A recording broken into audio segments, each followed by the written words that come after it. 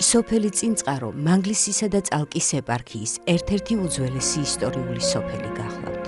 ცნობებს წინწყაროს შესახებ ვეცნობით ისეთ ისტორიულ წყაროებში, როგორიცაა ვახუშტი ბაგრატიონის აღწერა სამეფოსა საქართველოსა, ასევე ბერი ეგნატაშვილის ახალი ქართლის ცხოვრება, პაპუნა ორბელიანის ამბავი ქართლისანი და სხვა. 1813 წელს სხვადასხვა გარემოებათა გამო სოფელი ხალხისგან დაცარიელდა და აქ თურქეთიდან გადმოსახლებული ბერძნები დასახლდნენ. მარნეულის მხრიდან რომ მოვდივართ, ძველი გზა მაშინ, ძველი გზა მიდიოდა ზუსტად იმ წყაროსთან, სოფლის წინწყაროს მარნეულისკენ წყაროსთან გზა მიდიოდა ძველი გზა, რომელიც მერე შემოდიოდა წინწყაროში ის გზა და იმითომ ჯერ წყარო იყო, მერე წინწყარო, იმითომ არტყეს რომ წინწყარო ისე გახდა. წინწყარო იყო, განა ჩვენ ხალხი რო ჩამოვიდა წინწყარო, არა, ეს ქართული სოფელი იყო, აქ ეკლესიები ძველი, ეკლესიების მესამე, მეოთხე საუკუნიდან მერვე საუკუნის ეკლესიები არის დარჩენილი. ისე რომ სასაფლაოები არის, რომელიც ჩვენებს რა ხალხი ქრისტიანები ცხოვრობდნენ. და მერე ჩვენი ხალხი ჩამოვიდა, ისიც ქრისტიანი ხალხი. აგერ პატარა თბანჭას ის არის მარაბდა, სოფელი მარაბდა, არსენა ოძელაშვილის სოფელი. ისტორიული სოფელი, არსენა ოძელაშვილის სოფელი მარაბდა, აგერ იმ მაგ თბასთან არის. აქეთ შავსაღდარია, ესეც ძველი ქართული სოფელია. და იქით ასურეთია, იქ ნემცები ცხოვრობდნენ, ეხლა რაჭველები ცხოვრობენ. 1813 წელში შემოვიდა ბერძნული მოსახლეობა, რომლებსაც 2013 წელში გადაიხადეს ორი საუკუნის დასწავლი. 1993 წლიდან სოფელი დაცარიელდა, მოხდა მიგრაცია, გადავიდნენ სხვადასხვა ქვეყნებში ბერძნული მოსახლეობა. 2004 წელში 20 წლიდან დაიწყო შემოსვლა ქართული მოსახლეობის და დაახლოებით ცხოვრობდა 13 კომლი ბერძნული მოსახლეობა, დანარჩენი იყო სიცარიელი. მის შემდგომ დაიწყო შემოსვლა ქართული მოსახლეობის, აჭარიდან შემოსული არიან მთელი რეგიონებიდან ეკომიგრანტები დაახლოებით 260 ოჯახი, სვანეთიდან არიან შემოსული 150 ოჯახი, ყოდორის ხეობა 2008 წლიდან შემოსული არის 75 ოჯახი და ცხოვრობს კიდევ არაქართული მოსახლეობა 140 ოჯახი, აზერბაიჯანის მოსახლეობა. რაც შეეხება სოფელს, ურთიერთობა მოსახლეობას შორის არის ძალიან კარგი ურთიერთობა. მიდის 7 ცხოვრება. საბჭოთა კავშირის დაშლის შემდგომ არაერთმა ბერძნულმა ოჯახმა დატოვა საქართველო, თუმცა აღმოჩნდნენ ისეთებიც, რომლებმაც საკუთარი სახლკარი და წინაპრების საფლავები არ მიატოვეს. ჩემი წინაპრების აშენებულ სახლკარს, ამ ეზოს, სოფელს ნამდვილად ვერ მივატოვებდი, რადგანაც ეს ერთად აღებული მთლიანად ჩემი ბავშვობაა, რისი დავიწყებაც არ შეიძლება, აღნიშნა ჩვენთან საუბარში დომენტი ხროევმა. მიუხედავად იმისა, რომ დღევანდელ დღეს ოჯახი რუსეთში ცხოვრობს, აქაურობას მაინც ვერ ელევა. წინაპრისეულის სახლკარი, სოფელი და სოფელთან დაკავშირებული თითოეული დეტალი ამ ოჯახისთვის წმინდაა და მეტად გასაფრთხილებელი. 30 სექტემბერს 50 წელი შემისრულდა. გადაწყვიტეს საიუბილეო თარიღი საგვარეულო სახლში აღმენიშნა, სადაც დავიბადე და გავატარე 25 წელი. საბჭოთა კავშირის დაშლის შემდეგ მომიწია იძულებით გადავსულიყავი ოჯახთან ერთად რუსეთში. მაგრამ არ ყოფილა არც ერთი დღე ეს ადგილები რომ არ გაგვეხსენებინა, სადაც ჩვენ დავიბადეთ და გავიზარდეთ. პერიოდულად ჩამოდიოდით ხოლმე, მხოლოდ იმ დროის გამოკლებით, როდესაც ჩამოსვლა შეუძლებელი იყო. კარგად მახსოვს ბავშვობაში ეკლესიაში დედ-მამას, ბებიასა და ბაბუას დავყავდი. პატარაობიდანვე გვასწავლიდნენ და გვინერგავდნენ, რომ საჭიროა ეკლესიაში სიარული. სანთლის ანთება, პირჯვრის გადაწერა, ლოცვა და ყველაფერი იმის შესრულება, რაც მართლმადიდებელი ქრისტიანებს ევალება.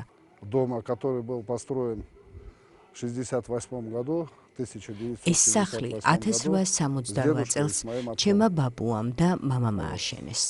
2 წლის წინ სურვილი გამიჩნდა განმეახლებინა ჩვენი საგვარეულო სახლი, რათა უფრო კომფორტულად გვეგრძნო თავი. არის ცხოვრებაში წუთებელი დაიწყება შეუძლებელია და არც უნდა დაივიწყო. აქ რომ ჩამოვდივართ, პირველ დღეებში ძალიან გვიმძიმს, გული გვტკივა, რადგან იმ რაოდენობის ბერძნები აღარ ხვდებიან, როგორც ეს წინ იყო. 2 კვირის შემდეგ კი, როცა ვტოვებთ მშობლიურ სოფელს და რუსეთში მივემგზავრებით, სულ თვალწინ გვიდგას ჩვენი კარმიდამო და მთელი სოფელი. И уезжать уже тяжело. Дедушка был каменщиком. იცით, ჩემი ბაბუა ქვისმთლელი იყო და წინწყაროელებისთვის არაერთი სახლი აუშენებია. Вот в этом селе Цинскаро ქორწილი მამაპაპისეულ სახლში 1987 წელს გადავიხადე. ყავს ქალვაში. მიხარია, რომ ბავშვებსაც უჩნდებათ აქ ჩამოსვლის და ყოფნის სურვილი. როცა საქართველოში ჩამოვდივარ, აუცილებლად მივდივარ ტაძარში, შემდეგ სასაფლაოზე, სადაც მამაჩემი და წინაპრები არიან დაკრძალული. როგორც გითხარით, ბავშვობაში ჩემს მშობლებს დავყავდით სხვადასხვა წმინდა ადგილას. ყოველწლიურად 10 ივნისს მივდიოდით ბოლნისთან ახლოს მდებარე ნახევრად დანგრეულ ტაძართან. Но там ни дороги не было, ничего.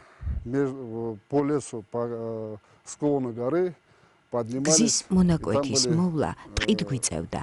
შემდეგ კი მთაზე ავდიოდით. იქ მთაზე ტაძრის ნანგრევები იყო შემორჩენილი. ეს ადგილი არავის დავიწყებია. მივდიოდით ღამის დევიდაც. საღამოს ტრაპეზობდით.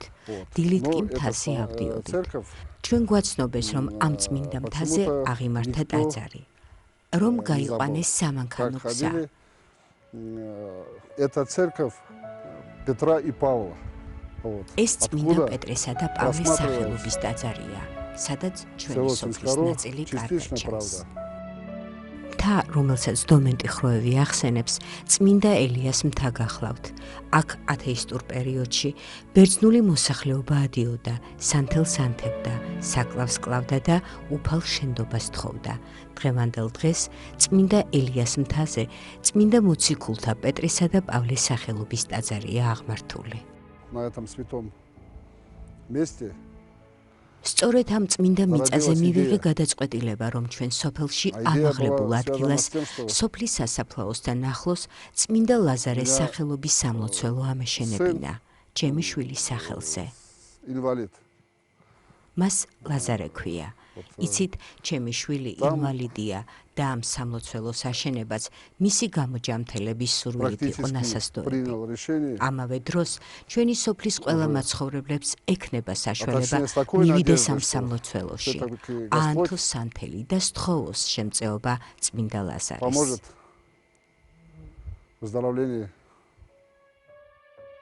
სამლოცველოს მშენებლობა 6 მაისს გიორგობა დღეს დაიწყო. სამუშაოებს დომენტი ხროევის დიშვილი ზაალ კვიციანი მთელი თავისი მონდომებითა და ძალისხმევით ჩაუდგა სათავეში. მუშაობის დროს ყველა საკვანძო საკითხები დომენტი ხროევთან წყდებოდა. დავიწყეთ იმით, რომ მოვიძიეთ მსგავსი არქიტექტურული ნაგებობა. შემდეგ უკვე არქიტექტორმა შეგვისრულა ესკიზი, პროექტი. 5 მაისით აქეთ მიდის მშენებლობა. მუშაობთ ღვთის შეწევნით, ისეთი დაბრკოლება არაფერი არ შეხვედრია, გარდა იმისა, რომ ამინდი გვიშლიდა ხელს. სამლოცველოს პროექტი შეზღუდულმა პასუხისგებლობის საზოგადოებამ სოც-არქიტექტურამ შეასრულა. პროექტის არქიტექტორი ბადრი ჯინჯარაძე გახლავთ. პროექტის მთავარი ინჟინერი კი ბადრი ჭამპულიძე. 5 მაისს მოხდა საძირკვლის ჩასხმა, ანუ ჩაასხეს საძირკველი და ესე იგი დაახლოებით 1 თვის განმავლობაში მიმდინარეობდა ხათრობა. ღვთის შეწევნით ძალიან ისე სითბო ვიგრძენი აქ მუშაობის ადგილობრივი მოსახლეობისგან ძალიან დიდი ყურადღება იყო. განსაკუთრებით გამოვხატა მადლიერებას ჩემი მეგობრის მიმართ, ზაალ კვიციანის მიმართ, რომელიც გუშინ დღემდე ჩემთან ერთად იყო. და მეხმარებოდა. პირველად გამოსახეთ მაცხოვარი გუმბათში. ვეცადე რომ კომპოზიციურად ისე ყოფილიყო განაწილებული, რომ ადამიანი რომელიც აქ ამოდის პირველი ხედავდეს მაცხოვრის გამოსახულებას და მინდოდა რომ გარკვეული სულიერება შეეძინა აქაურობას.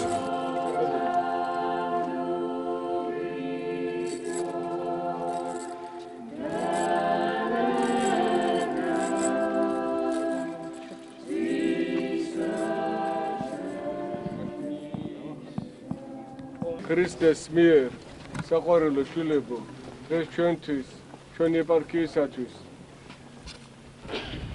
ჩვენი მხარისათვის ძალზე მნიშვნელოვანი დღე არის, სიხარულის დღე არის.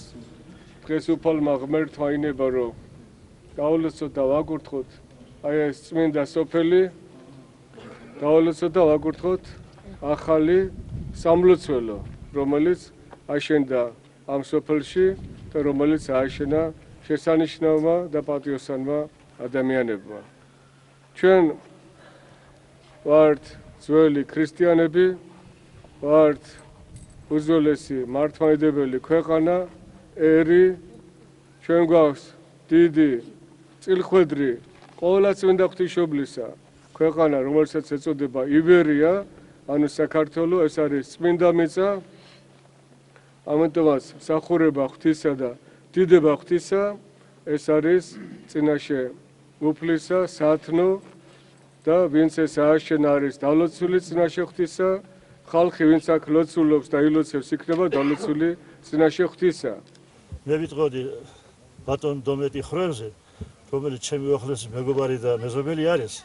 მან დიდი ღვაწლი შეიტანა სოფელში. ჩადო ისტორიული მისია და მაგალითი მისცა დანაჯერ ბერძნ მოსახლეობას. ძალიან ბევრი მხარი და კეთება ნელ-ნელა ცოტაოდენებით შემოდიან. და რაც შეეხება ის საქმე, რომელიც დღეს ჩანს ჩვენს თვალწინ, ეს არის ისტორიული საქმე. მე შემის მეშვეობით, სოფლის სახელით მინდა მადლობა უთხრა ბატონ დომეტის.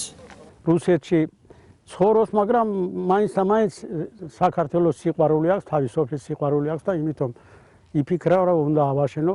საშუალება აქვს თანაც ააშენა სოფლისთვინ, წინწყაროსთვინ, თავისი წინაპრებისთვინ აი ეს ეკლესია.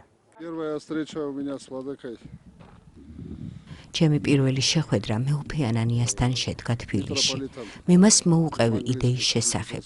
მას ბევრი არ უფიქრია და მოგცა კურთხევა სამლოცველოს მშენებლობაზე. ეს არის ადამიანი, რომელსაც შეიძლება დაუჯერო და ენდო. როდესაც მიმართავ მას თხოვნით აუცილებლად დაგეხმარება. შენი პრობლემების დადებითად გადაწყვეტაში. მადლიერი ვარ მისი ასეთი მხარდაჭერისთვის. На что он дал ответ следующий, что я благословляю. დომენტი ხროევის დედამ ჩვენთან საუბარში აღნიშნა, რომ საქართველო მისთვის და მისი შვილებისთვის დიდი სიწმინდეა. ხო, აპირებთ, რომ იმისთვის, რომ აქ დავბერდეთ, აქ ვიცხოვროთ და აქ დავბერდეთ. გადაცემის დასასრულს კითხვაზე სამომავლო გეგმების შესახებ დომენტი ხროევმა გვიპასუხა, რომ იგი არ გამორიცხავს თავის მამა პაპისეულ ეზოკარმიდამოში დაბრუნებას.